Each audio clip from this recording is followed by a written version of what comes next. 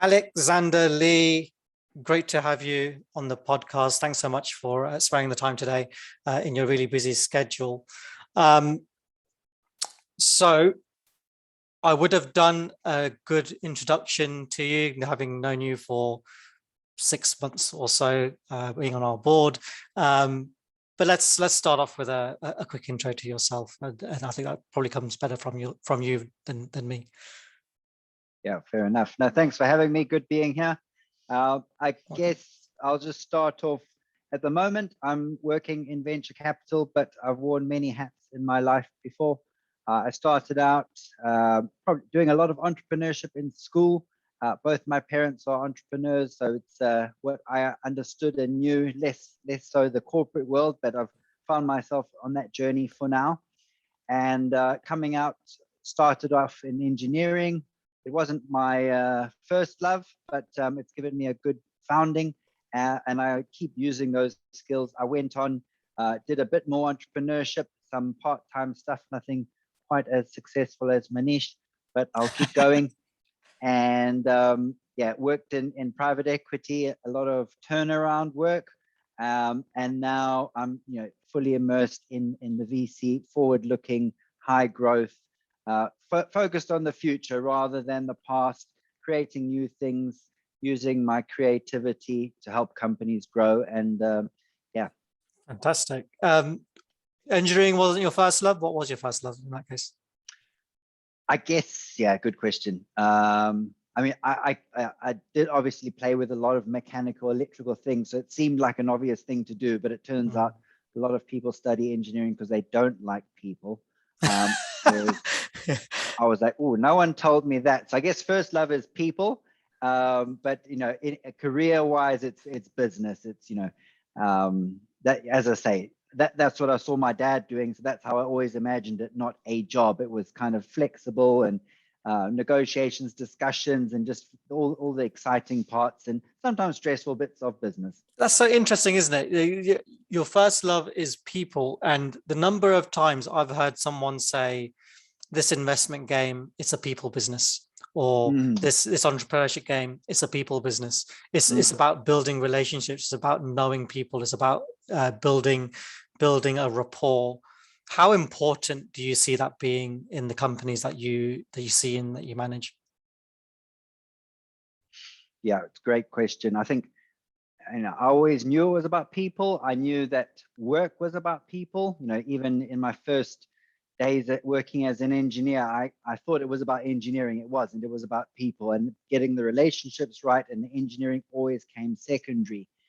And again, so I thought I knew, and only once I'd really immersed myself in VC, went on the journey, went from companies, pre-seed, going through multiple rounds, some getting close to an exit, some exiting, and some not doing that well, did I really understand that it really is all about the people, not only from the investment perspective, because sometimes you see really, really great businesses, strong value propositions, and if you don't have the right people, it doesn't matter.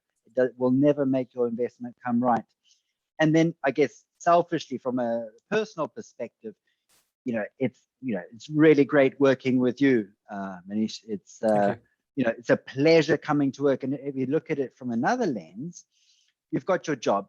Before you go into a job, you assess the culture, you work out whether this is the place I want to work, or these are kind of bosses and co-workers I want to work with.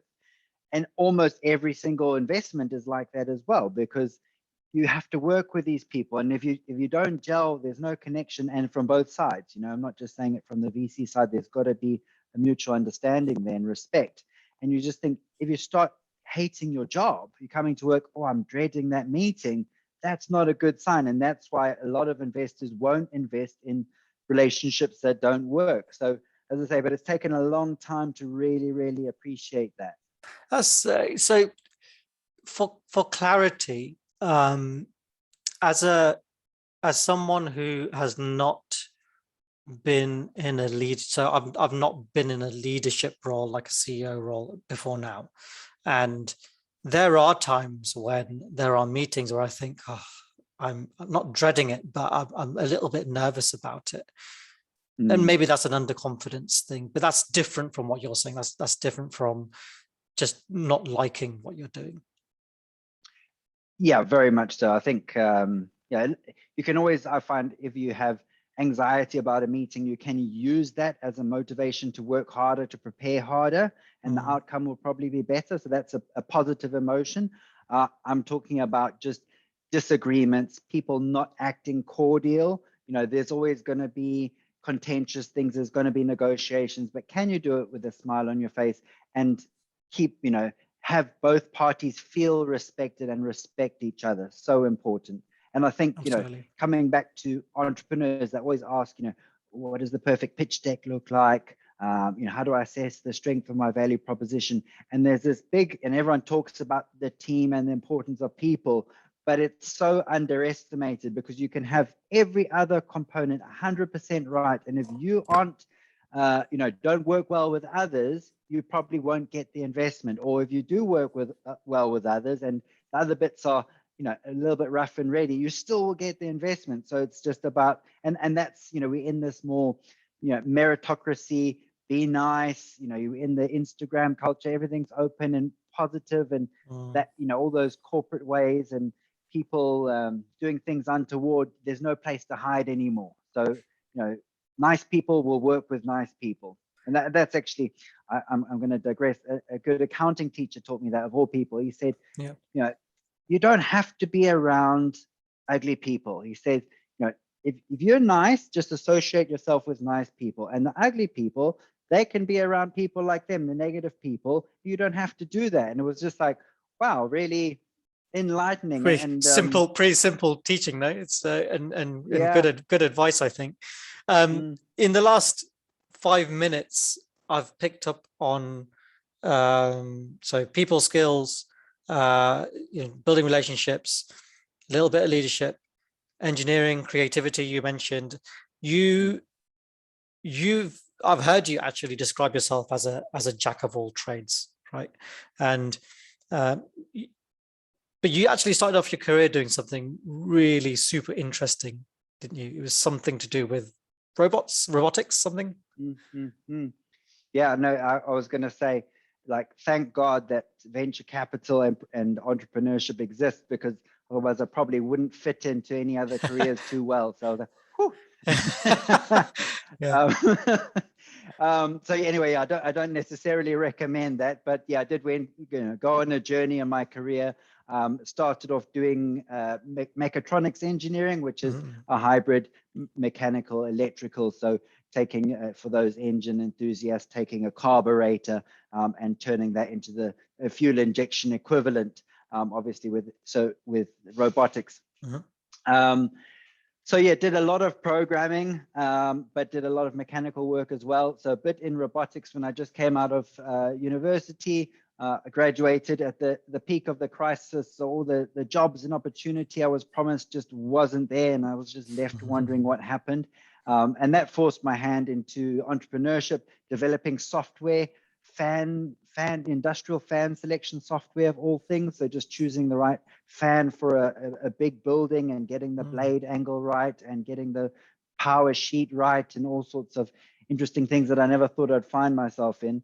But one of my early experiences, and this is probably one of my most favorite jobs, is working at this company called Cordwell Marine, where we were redeveloping the whole drivetrain of an engine, and not only the drivetrain, the engine, the ECU, the controls, so everything to do with propulsion of small marine craft. And there, it was just high-paced environment. I mean, akin to SpaceX. When I read SpaceX/Tesla, when I read Elon's autobiography or biography, I can't remember which. It was the biography. It was that type of environment, and the amount of funding that went in was to the tune of pick your currency, but let's call it about £100 million. And that startup doesn't exist today, and I can tell you some of the reasons why. But I just saw it and thought, I think I can do this better, and I think I understand quite a lot, coming at it from the technical side, the management side, and now the investor side, and I'm trying to bring all those experiences into one to make startup or help startups succeed. So that's that you teased me a little bit there. £100 million of investment. Money isn't everything. I don't want to get you into hot water by saying things you shouldn't be saying about a company, I guess. But could you expand on that a little bit more? Could you? So, I mean, if I got 100 million quid, I know I'd find 100 million ways to spend it. Where did they go wrong? Where do you think? And try to answer this in a way that's more generic for our listener base. Where do you think companies like that go wrong? No, it's a good question. And if you head down to my blog, the tippytop.com, you'll see there, and I'm biased, of course, and it's not my startup, but the greatest startup of our time. And I think a couple of really key lessons there that it could be applied across everything. One certainly being focus, because we were developing engines, so we were looking at petrol, diesel, supercharged, naturally aspirated, the whole works. And instead of just focusing on one, we went on and tried to launch multiple at the same time. And everyone knew it was a bad idea in their heart of hearts, but we weren't the decision makers and we went along with it. So that's number one, just get one thing to market. People will pay for it, get the revenues going and refine it from there rather than tinkering in the absence of sales. The other thing, listen to your team. As I say, we knew everything. We had all the answers internally. And we had a very strong CEO, and he was an absolute visionary. And it's hard to argue with someone like that. But, there needs to be that balance between vision and also reality. So listen to people in your team. What else? I think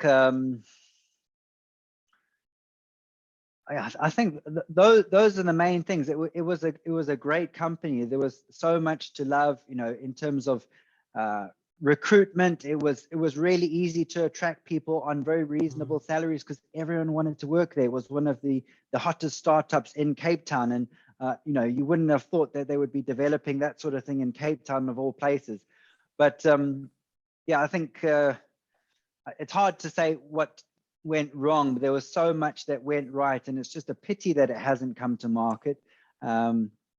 It does speak to the fragility of startups in a way, right? That you can get a lot right and still fail, and I guess that's where your risk assessment as a VC kind of comes in. Is that you're taking a calculated risk.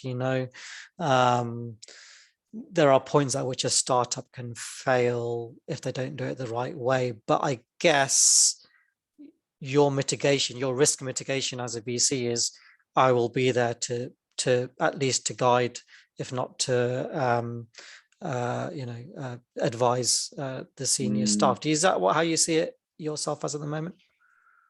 Absolutely. Just using my collective experiences to say, I don't know as much about your business as you do, but this is what I've seen go wrong before across a wide range of businesses, and let's try avoid that. And this is what's gone right, and let's do more of that. And also, if I could just say, like in terms of engineering businesses, they are very difficult to get right, very difficult to make money from. And when it does go right, like look at the crane manufacturers or Bell or those types of things, they're highly profitable businesses with very strong barriers to entry. But in any engineering business, there's a very big capex component. And when things go wrong on an engine that you've put in the field on some boat on someone's yacht, it's not just quickly updating the software. So if you're thinking about business models, software businesses are just so much easier. And I'm not trying to be a deterrent to hard tech, because I love hard tech, but people must understand the capex requirements, and pulling together, a bill of materials of 500 components from suppliers all across the world. That is a logistical undertaking in itself. Yeah, no, I agree. Before you said you were in Cape Town, I guess the sharp-eared listener probably can hear this accent in your voice. When did you move over here from South Africa? Yeah, thanks. Good question. I was back and forth. I came over in 2013 doing a bit of studying. Went back to be with my now wife and get some more sunshine and make that pivot also, because I was doing engineering before, and that switch to finance is not easy. So I went back, rebranded, got the experience I needed, and then came over to the UK 2015, and yeah, it's been great. It takes a lot of courage and conviction to re-engineer yourself like that, to reinvent essentially yourself like that. Do you think that tenacity and strength in character and confidence comes from your parents as entrepreneurs? Do you think that's the root of your passion for this stuff? Yeah, good question. And I'm not sure I have the answers, because often you'll see, two children, identical upbringing, wealthy parents or poor parents, and they turn out, polar opposites, the two children. So the only thing I can say is that, whatever you do in your life, whether it's, changing careers, staying in one career, pursuing a startup or pursuing a corporate career, you have to be passionate about it, because when the going gets tough, and it always gets tough, it's not like the career is the easy option. It's certainly not. It feels more competitive than ever. You need that passion, and that will give you the grit and make you successful. And without it, you'll just throw in the towel and just kind of be, wandering around what to do next and be, It must be really interesting work though, seeing the companies that you invest, money and time in yourself, and you put your own personal time into watching them grow. But if you weren't doing that work, what would Alex Lee be doing? I'd be sitting your side of the screen instead of mine, I think. So, what would be your startup is the question then? What would be the startup? That is a good question. And I guess that's my conundrum. And I think the only reason that I'm not an entrepreneur right now is because I haven't found that eureka moment. And maybe it will never come. Maybe you just need to get stuck in. But, I have run a small e-commerce business in South Africa. And again, you can look at my blog and I'll tell you all about how the 4-hour work week does not work, which is an interesting read and an interesting story. But I pursued a business model that was flawed at the outset, and it taught me, lots of what I know about business, and far more than business school, as it turns out, and probably was a big contributor to my career in private equity and venture capital. But as I say, so I'm looking for a good business model, and if anyone is out there and they have a good one but don't have, looking for a co-founder, looking for some inspiration, I'm always willing to have a chat. Either I'll join you or hopefully cut you a check. But it's something, I heard an interesting stat the other day that most men pursue business for profit. Yep. And most women pursue business for some kind of greater purpose, and they often end up making a lot more profit as a result. So either one works. And I think if I was in any camp, I have a love for startups. I have a love for business in general, any kind of business. But I want it to be something slightly more than that on this occasion, because it's lovely seeing it all tick, and it's lovely seeing the numbers work, and it's lovely seeing customers be delighted and you creating something. But also I want it to be a sector that I'm really passionate about, and to maybe be a bit cliche, something that's helping humanity, helping the planet. Like that would just make me sleep well at night. And on that, even if I wasn't successful, it wouldn't matter, because I followed my passion and I slept well at night and I had quality of life and I was happy. That's a great sentiment, actually, and I respect that. I'll put the link to your blog in the description for the podcast, so listeners, you can get the link there. But actually, on that blog, you have links to videos that and you also do this on LinkedIn. You post videos of advice on everything from company growth to personal C-suite type of development. I wonder, do you find the motivation for those videos, to create those videos from your investees? Do you see that as part of your kind of give back to the world?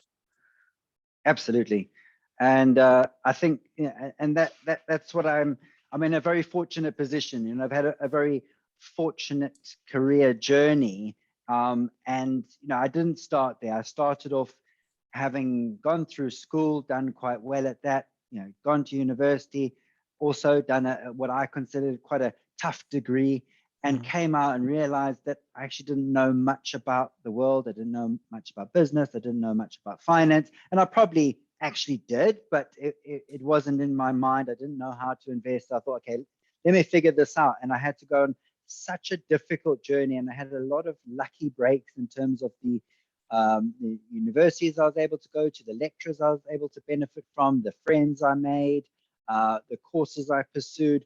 But it was incredibly tough. And that was certainly why I started the blog. I thought, I was lucky, and what chance does anyone else have without having these resources? And obviously there's a lot more content than there was when I started at university, but and that's it. It's all about giving back. And one of the big things, again, the same accounting lecturer told me, he said, learn vicariously. You don't need to make mistakes that everyone else has made before to learn a lesson. Just pick up from where they've left off. And there's so many startups all doing the same things wrong. And that's frustrating in one sense, but also I want to say, well, I'm in a position, you've got the internet, you can just go out and say, don't do this, there's a better way to do it. I promise you. And do you think sometimes there's value? Do you think there's something's value in a startup learning from its own mistakes, or a founder learning from his or her own mistakes,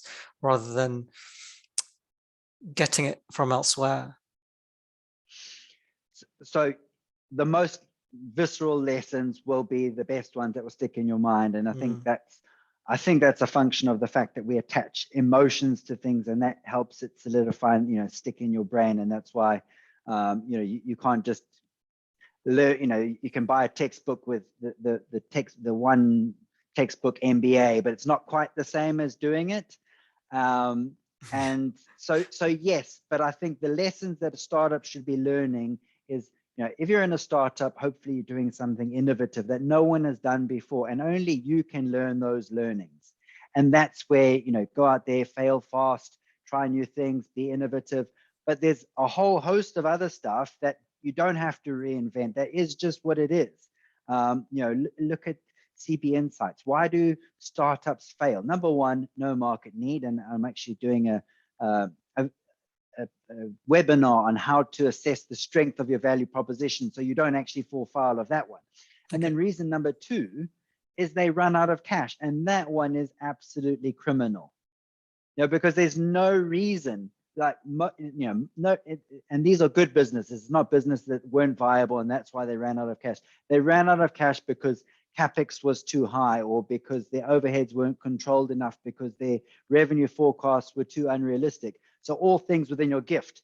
And, a bit of financial education, a bit of more, CFOs in at an earlier phase, and an appreciation for the dynamics of a startup. And I often see that in investments. Investors say, I want a financial model, and entrepreneurs may or may not produce a very good one. And often that just gets put in the drawer, and they carry on and run the business, as opposed to using that as a barometer for your business's health, and to make sure that that doesn't happen. And as I say, it's all avoidable. Not all. I find the financial side of things interesting, because you can make projections about costs which are probably realistic, but making projections about revenues are often much harder, because there are a million and one things that will happen tomorrow, let alone in 3 years' time, that will affect the way that will work. So how much onus do you actually put as an investor? How much onus do you put on early stage companies that are producing these wild projections, or even sort of not wild, but even sort of practical projections? How much importance do you put on that? Is it more important that that the founding team or the CFO, whoever's there, can think of how to make that happen more than actually making that happen? Yeah, it's an excellent question. And a lot of investors will say early stage, a financial model is not necessary because it's going to be wrong. Mm-hmm. And, you know, I've worked in private equity on later stage transactions, mature companies that have been going 15 years, and every investment you put together a financial model, what the next 5 years is going to look like, and it is always wrong without fail. And it's usually wildly wrong. Yeah. You know, hopefully it's where you make money, but often it's not. So I say, well, it doesn't matter if it's wrong, but you need to go through the exercise, to understand the unit economics of the product. So what are your margins? You know, what are the risks in terms of the margins, in terms of input costs? And then, of course, understanding the levers of the business, what levers you can pull to increase profitability, looking at scenario planning, saying, if this happens, then this, okay, we can throttle back marketing. Okay, actually, you know, we need a lot of employees, but if things don't work out, we actually need a way to ramp those costs down. So do we need more consultants? So it informs your business strategy. And then importantly, on the revenue side, yes, there is, you know, almost, you know, it's a finger in the wind. And, you know, a lot of investors will only invest if they see a hockey stick. So there is kind of, you know, you've got to attract investors enough to get their attention, but not be unambitious. So a difficult balance to strike. However, if I'm looking at an early stage opportunity, one thing we know for certain is that costs will be what they are. And, you know, institutional investors will generally have consents over making certain hires and so forth to make sure that that cost base is well within check. And usually that, you know, they'll go with the entrepreneur's recommendation, but it is preserving that cash runway. And if I'm looking at an early stage in business that is not in revenue, I'm going to need to be 100% confident that I'm going to analyze the pipeline very, very rigorously. And also, you know, people talk about percent conversion in a pipeline, and that has some merit. But in reality, we all know it's it's binary. It's either going to, you know, convert or it's not. Which one is it going to be? So 70% chance of converting, I'm probably going to zero that number unless I've had a conversation with that customer and I know that they're going to purchase. And that's probably only of certainty about 3 months out. So a 12-month pipeline is actually not that valuable in terms of what's going to land in that in tray. And so early stage business, you zero that revenue line and you hope that you can go 18 months plus without cutting your cost base so that you're not hurting the long-term prospects of the business, but you don't run out of cash. And importantly, within those 18 months, you hit the next value inflection point to get the next batch of investors or your existing investors excited enough to carry on putting cash in. As a rule of thumb, just picking up on something that you said there, as a rule of thumb, would you say a seed stage company needs to have their finances in order to ensure that they have 12 to 18 months of runway with zero incoming revenue? And as an investor, you'd be happy that there would be potentially no revenues for the next 18 months. Yeah, I mean, obviously you wouldn't kill any ambition and you hope revenues come in, but absolutely. And especially if you think about a funding round, it always takes longer than you think. So a funding round should be 3 months. Hopefully that's not your experience. But it should be 3 months. It's not, it's 6, 9, 12 months, sometimes 15 months in very dire scenarios. And so, if you're thinking about running out of cash the whole time, you're going to lose all the momentum in your business, be solely focused and stressing on fundraising, and the competition's going to eat your lunch, or you're just going to burn out. So absolutely, 18 months. Yeah. Just a piece of advice for listeners: don't start your funding round at the beginning of a pandemic. Guilty. That's a really bad idea.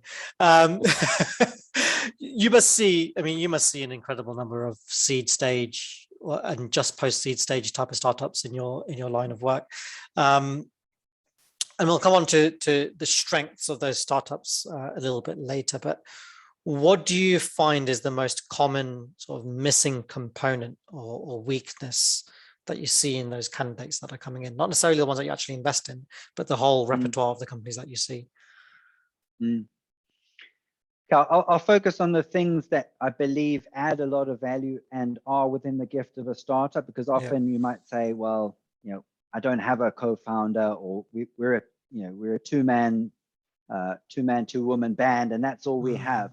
But one of the things that's invariably missing is financial rigor, or financial acumen in the team, and that's and if you've got a CTO engineer type and you've got a commercial type, they won't necessarily be financial types, and it does take a little while to learn. I went on that long journey, I started learning about finance in 2012. I started actually learning, doing my own books for my little startup, and that's how I forced myself to do accounts. And I'm probably still learning things now. So, you don't have time to learn. So just find someone, a consultant, or, someone who can do that piece for you, so that it's covered off well, good governance, respect their opinion, throw some money at it. It is a very important resource and easy to solve for. The other component is getting a very strong board. Now, often some startups will say, here's our advisory board, and they'll flash up a slide with about 25 individuals. And that usually means they don't have any board. They've spoken to 25 people who may or may not help them. Find people, get some skin in the game, offer them, if you can get some cash off them, great. Offer them some shares with appropriate vesting periods, and have a very, very strong advisory board. Now, they say the most effective boards consist of about 5 people. So if you've got 2 founders, you might have then 3 or 2 non-exec directors and a chairperson. And in that mix, you might have an investor board observer. But the strength of your board can help you do so many things, and specifically win commercial clients. Make sure that investment lands, and importantly, act as that sounding board and help guide you on that journey, and inform your strategy. And also, a lot of people underestimate the value of the board. Like, a board is once a month, not to tell you what to do, not to hold your feet to the fire, but to give you that chance to step back from the coalface, to actually be supported emotionally, if nothing else, on this very difficult journey, and help you look forward to the future, so that you've got a clear roadmap, and then you can go back to the day-to-day operations. And people aren't using boards effectively enough, and that's why they don't see the value in them. But they are, as a big missing trick. I'm guilty of this, right? So I initially, and this is as recent as our last funding round, I was of the mindset that yes, obviously the board is there to hold you to account, essentially, on your affairs. But I think I was just approaching the board in the wrong way to begin with, and I learned that pretty quickly through the guidance of people around me, which I'm very thankful for. But approaching the board in a way that you will find useful for you. So you have, as a CEO or a founder, you have 3 million ideas, and you only have bandwidth for about 2. So month on month, quarter on quarter, how do you make good on your vision, and how do you make good on your financial projections? And the only real way to do that is to put it in front of your board, who are relatively independent from the business usually, and like you say, you use them as a sounding board. You don't. It's not supposed to be a fist fight. It's supposed to be, let's have a chat about this in a structured way. And I think that was a really important insight that you gave there. That the strength of the board talks to a lot about the strength of the company, and that is fundamentally really, really important. And again, one of the other things that you said that I find really funny, actually, is that we did this a couple of years ago, was to put like a bunch of people on your advisory board who are just loads of professors who you've spoken to about once. and I think people see through that pretty quickly, unless you have a real arrangement with them. So that's really good advice. Well, I take that back, because you did get the money, so maybe it is. No, that was 2 years ago. That was way before you. Yeah. So yeah, no, that's really good. So that's good. That speaks to what is within your power to fix. What are the strongest components that you see in the repertoire companies that you actually invest in? You kind of flip that other one positively? I'm going to see if you can flip this one even more positively. Great. Let me think about that. I guess you see a lot of ambition out there. I think it's a difficult journey, and what's really good to see is the whole ecosystem starting to work in the UK, and it's not quite the US yet, but you're seeing those, that evangelism from the founders, and importantly, the funders who are now starting to become second generation. So they've exited their businesses, they understand the journey, and even though they don't quite understand your particular business, they might have made their money in paint and you're doing fashion retail, they say, I understand the entrepreneurial journey and the core ingredients of what makes things work. So it's good to see that belief and passion. What else is good? I guess, also what I love to see is like the B2C things that are coming out, because we're all, we're all consumers. So we all understand how B2C things work, and we see the quality of, Spotify and Uber and how the apps work, and that expectation of, people are setting themselves very high standards as to what good looks like and what they would accept as consumers. And I guess I could keep talking about that, even if you're looking at medtech or, life sciences, people are realizing they're getting older, or they're seeing things happening to their parents, and they're like, I don't want that to happen. And similarly in climate change. So that's really good to see. And in terms of, strengths within entrepreneurship, it's, it has to be that people are becoming more balanced and engaging in a whole community that's a very big support structure. People are learning from each other, people are supporting each other, and it has to be it. Great. And just to go off on that point, that you said you're seeing more ambition. We're becoming a bit more American here in the UK. That's actually one of the things that came up again and again in the last few years before I started this company, before we started the company, I should say, is that there was often a complaint from not a complaint, but a comment from investors that British startups were not as ambitious as American ones. American ones are always really gung-ho, really positive and passionate, and there was somewhat, which was somewhat lacking in British startups. But you could go the other way, right? You could go really full-on ambitious and then completely fail.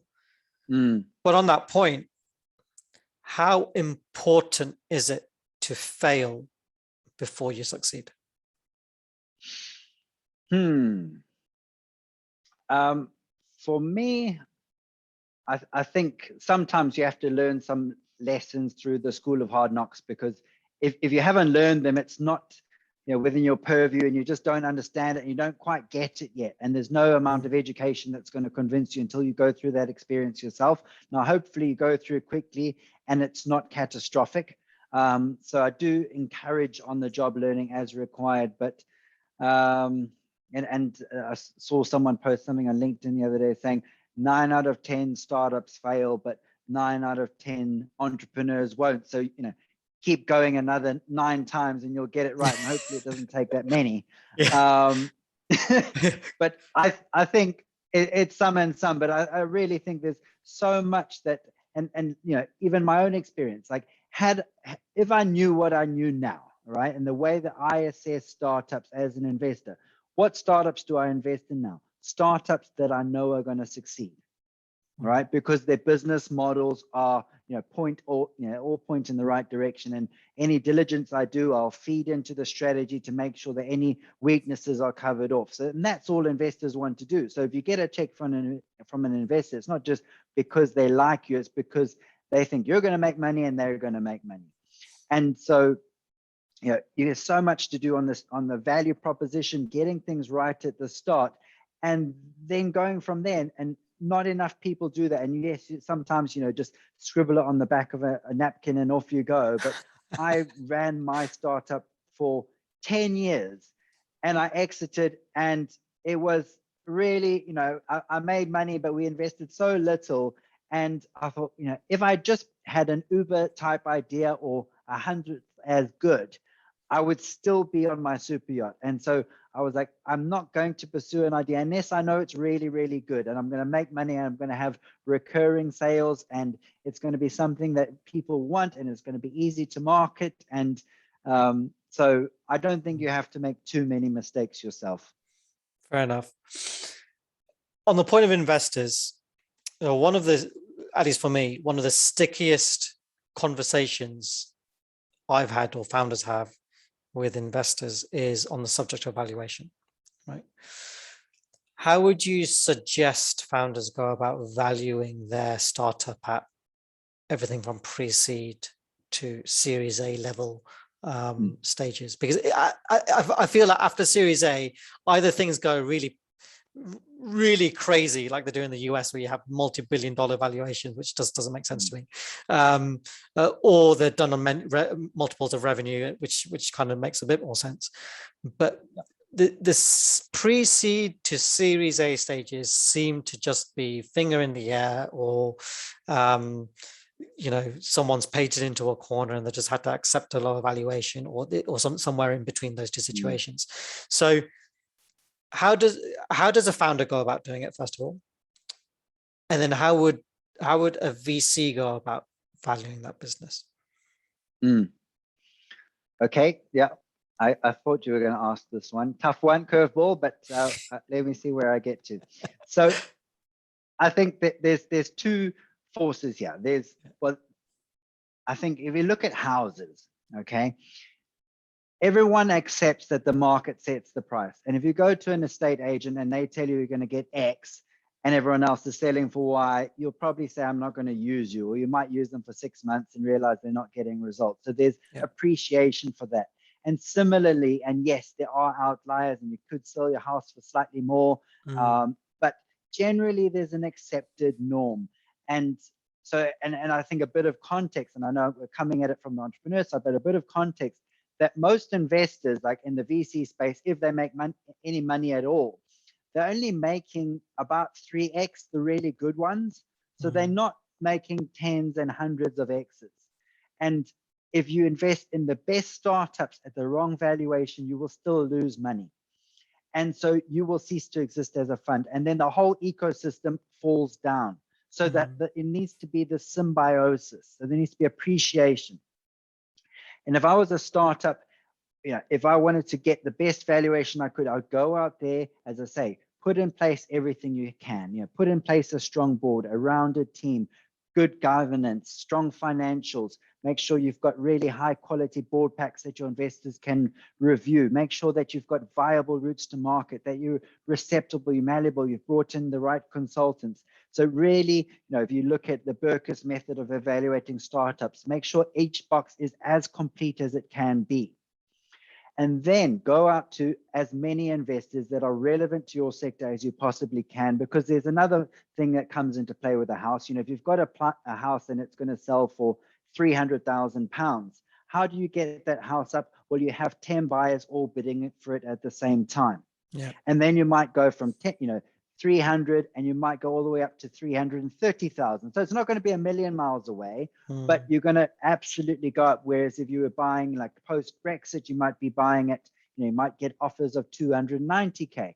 So that supply demand makes a big difference. So if you can get more, you've got a finite amount of equity, you say, I'm willing to part with 20% of equity on this round. And when I say part with, I mean sell, because remember, it's not giving it away. You are selling your equity at a fair market price with the view that you're going to use that cash to grow the value of the equity. So that 20% is now worth more, or rather the other way around, the 80% that you had is worth more than prior to doing the transaction.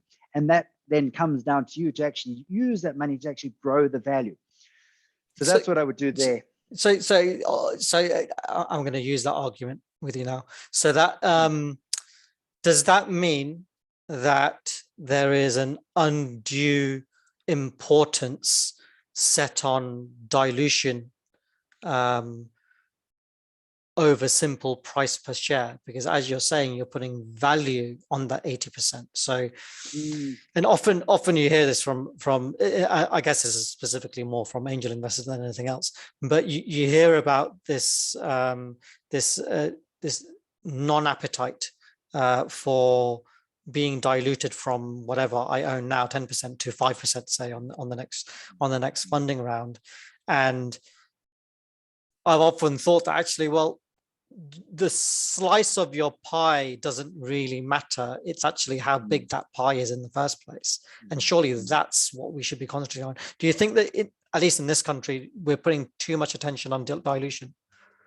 Look, I think, you need to be cognizant of dilution, probably more cognizant of dilution rather than valuation, because there's a lot of,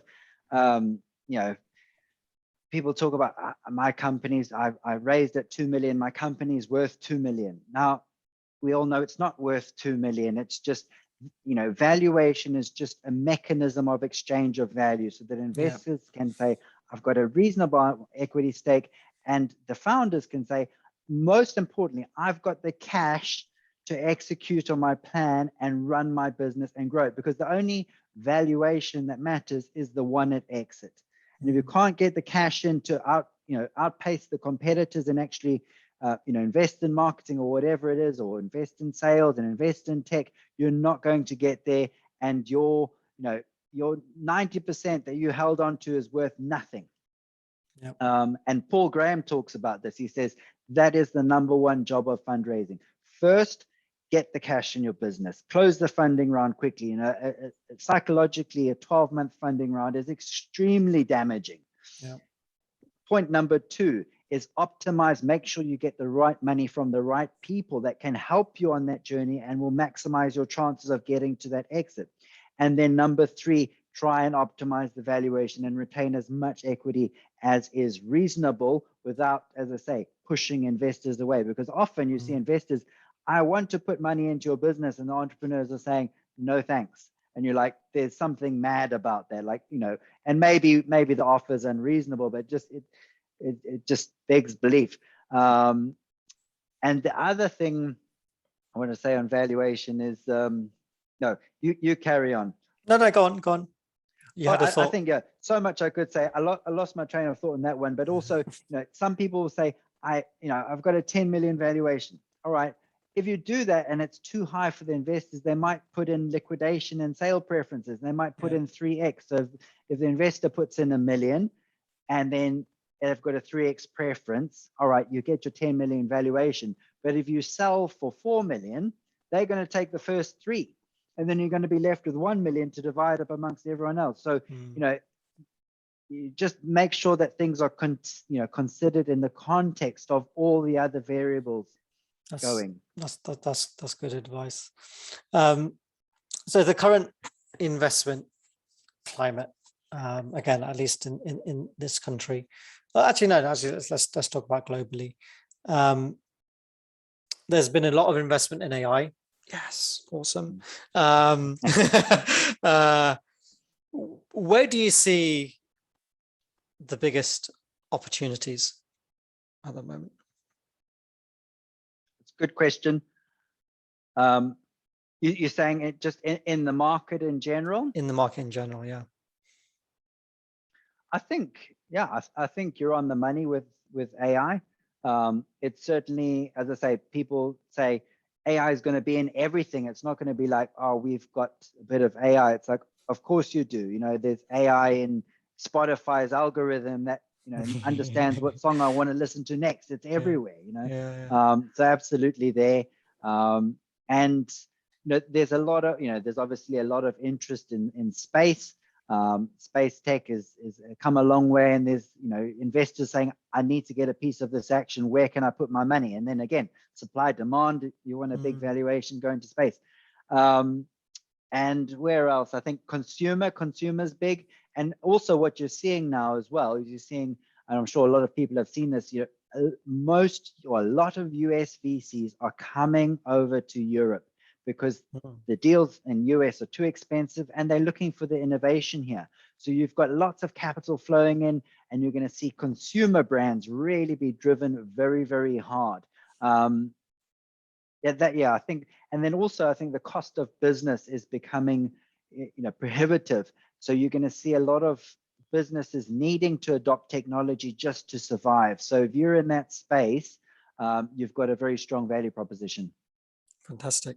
Alex, we're coming up to time now, and I always end the podcast with a few quick fire questions. So we're going to go through a few questions. You don't know what they are. Short, sharp answers, if you can. So here we go. Brexit. Is it working?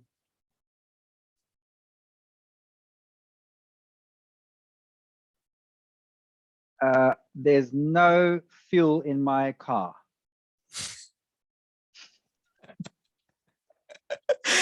So I can't drive to Wales to go to my day job. So that's it. that kind of scuppers my next question, which was current Tory government. Is it working?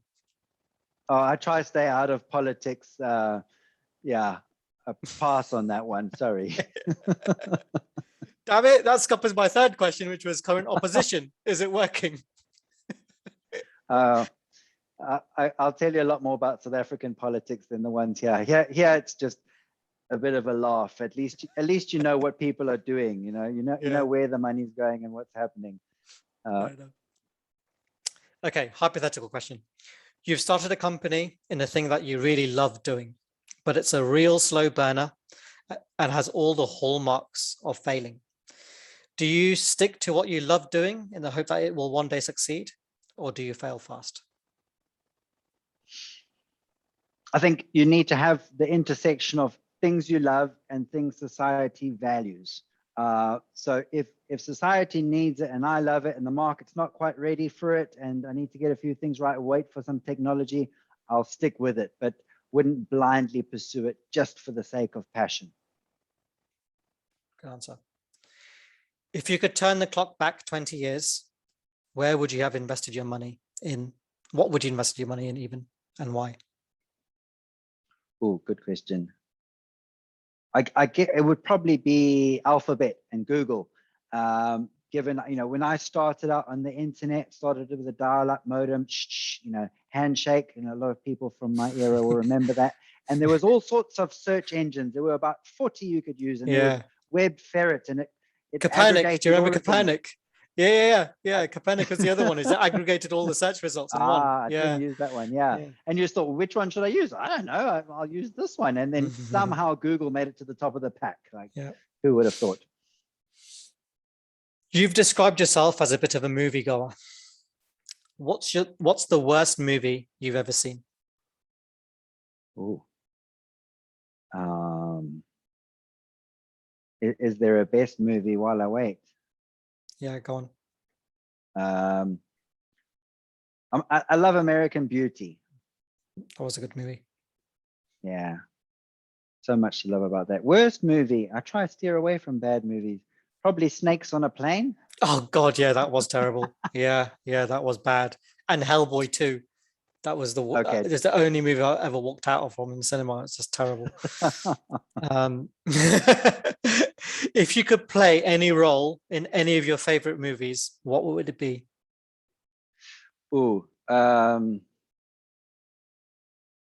Durden. Fight Club. Why? Just because he's the better version of Edward Norton, he's just like the better self. You're like, I'm sure that person's in there. Sometimes you see flickers of it, be like, I can do better.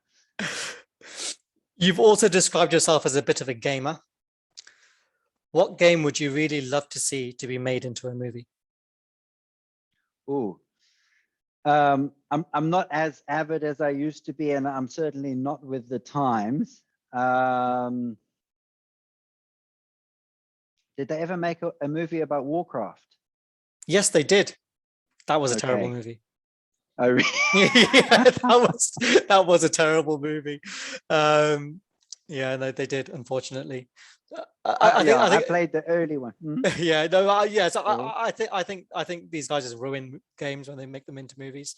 I think the only successful one I think is on Netflix. It's not a movie, but it's a series of The Witcher. And I think that was actually pretty good. That's actually worth watching if you haven't seen it. What about GTA? They didn't make a movie about They that? didn't make a movie of that. No. That's There one you of are. my favorites. Awesome. Yeah. Elon Musk and Jeff Bezos are having a fist fight. Who do you put your money on? Oh, Bezos all the way. Stacked. Okay, that was too easy. Indiana Jones and Jack Sparrow are having a fist fight. Who do you put your money on? Oh, Indiana Jones, because Jack will be drunk. Yeah, that's true. Yeah, good answer. Alex Lee, thanks so much for your time. It's been great having you on. Thanks for having me. It's been a real pleasure.